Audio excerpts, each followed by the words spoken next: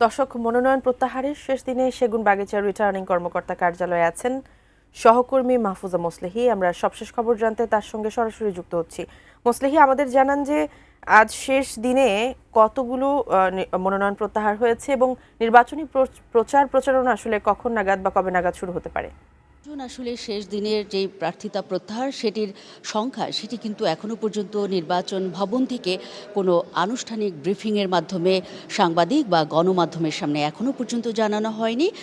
তবে আমরা যেটি জেনেছি এখনো পর্যন্ত এই মুহূর্ত পর্যন্ত আমার কাছে যে সংখ্যাটি এসেছে সেটি কিন্তু এরকম যে ৯-১০ জন ঢাকা বিভাগে তাদের প্রার্থিতা প্রত্যাহার করেছেন। তবে তার মধ্যে যদি বলি ঢাকার ১৭ আসনে ব্যারিস্টার এম সারোয়ার হোসেন তিনি কিন্তু স্বতন্ত্র প্রার্থী ছিলেন। মূলত তিনি বিএনপির হলেও তাকে আসলে মনোনয়ন দেওয়া হয়নি বলে তিনি এই আসন থেকে স্বতন্ত্র হিসেবে দাঁড়িয়েছিলেন এবং আমরা লক্ষ্য করেছিলাম রিটার্নিং কর্মকর্তাদের যে যাচাই বাছাই প্রক্রিয়া মনোনয়নপত্র সেখানে কিন্তু তার মনোনয়ন বাতিল হয়েছিল এবং তিনি এরপর আপিল দায়ের করেছিলেন। আপিল শুনানিতে কিন্তু তার মনোনয়নপত্র বৈধতা পায়। কিন্তু আজকে তিনি প্রার্থিতা প্রত্যাহার করে জানিয়েছেন যে বিএনপি চেয়ারম্যান তারেক রহমানের সম্মানে তিনি তার প্রার্থিতা প্রত্যাহার করলেন।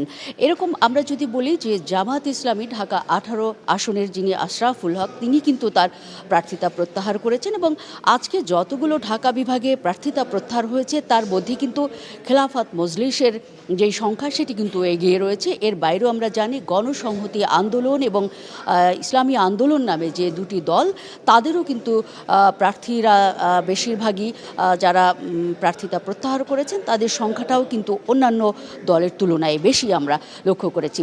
আরেকটু যদি জানিয়ে রাখি যে প্রচারণার যে বিষয়টি সেটি কিন্তু নির্বাচন কমিশনের তফসিল